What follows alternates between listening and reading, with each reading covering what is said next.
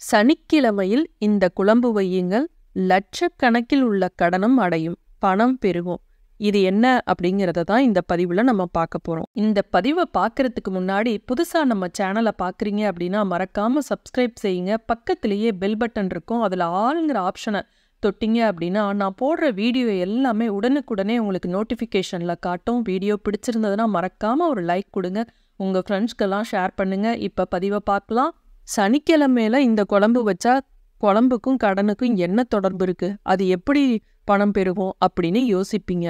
பொதுவாக பாருங்க, இந்த அமாவாசை, கிருத்திகை, வெள்ளி, செவ்வாய் இந்த நாட்கள்லாம் இந்தந்த பொருளை செஞ்சு சாப்பிடுங்க, இதை செய்யாதீங்க, இதை சாமிக்கு படைங்க அப்படின்னு எல்லாம் சொல்லுவாங்க, கேள்விப்பட்டிருப்பீங்க. அமாவாசை நாட்கள்ல என்ன சொல்லுவாங்க, புடலங்காய், வாழைக்காய், பூசணிக்காய் இதெல்லாம் நல்லது, பசுமாட்டுக்கு அகத்திக்கீரையை கொடு, வாழைப்பழத்தை அன்னைக்கு போய் அமாவாசை நாளில் கொடு அப்படின்னு சொல்லுவாங்க. இது போலதான் கிருத்திகை அன்னைக்கு இந்தந்த காயை சேரு, இந்தந்த கீரையை சேரு அப்படின்னு எல்லாம் சொல்லுவாங்க.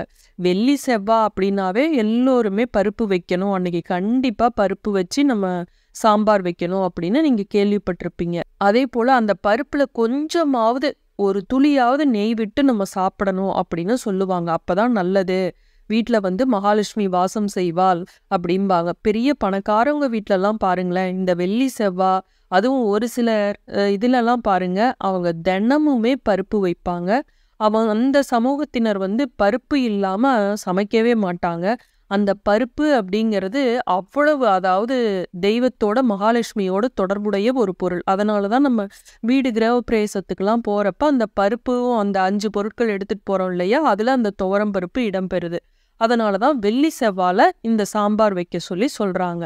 சுக்கிரனுக்கு மொச்சை நல்லது அப்படின்னு சொல்லி கேள்விப்பட்டிருப்பீங்க. இது மாதிரி சில உணவுப் பொருட்களுக்கும் அந்த மகாலட்சுமிக்கு, கடனுக்கு, பணம் இப்படிங்கிறதோட அது தொடர்புடையது. அதனாலதான் இந்த கிழமையில இந்த குழம்பு வச்சா லட்சக்கணக்கில் இருக்கக்கூடிய கடனும் அடையும் அப்படின்னு முன்னோர்கள் சொல்லியிருக்காங்க. கல்லுப்பு யார் வீட்டிலலாம் வெள்ளிக்கிழமை வாங்குறோமோ அவங்க வீட்டுல மகாலட்சுமி கடாட்சம் இருக்கும். அதே போல பச்சை கற்பூரம் வாங்குறதும் ரொம்ப நல்லது.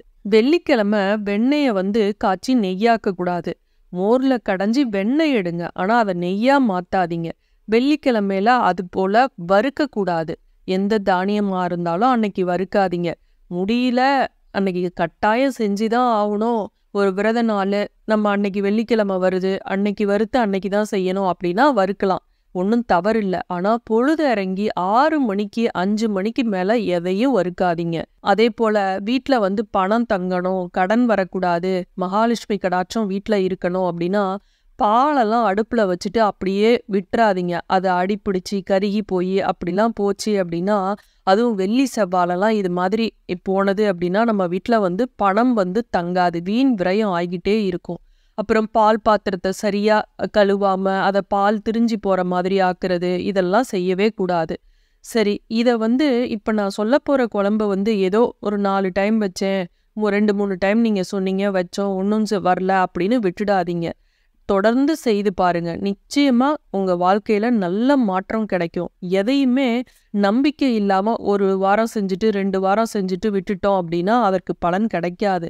நமக்கு நேரங்காலம் கூடி வர்றப்ப நிச்சயமா இது மாதிரி செஞ்சுக்கிட்டு வர்றப்ப உங்களுக்கு நல்ல மாற்றம் கிடைக்கும், உங்களுடைய கடனானது அடையும். இப்ப வியாழக்கிழமை அப்படின்னாவே கொண்டக்கடலையை தான் நம்ம சொல்லுவோம். வியாழக்கிழமை கொண்டக்கடலை மாலை குருவுக்கு போட்டா நல்லது அப்படின்னு நீங்க கேள்விப்பட்டிருப்பீங்க. நமக்கு வரக்கூடிய கஷ்டங்களுக்கும் கடனுக்கும் எல்லாத்துக்கும் காரணம் யாரு? சனி பகவான் தான்.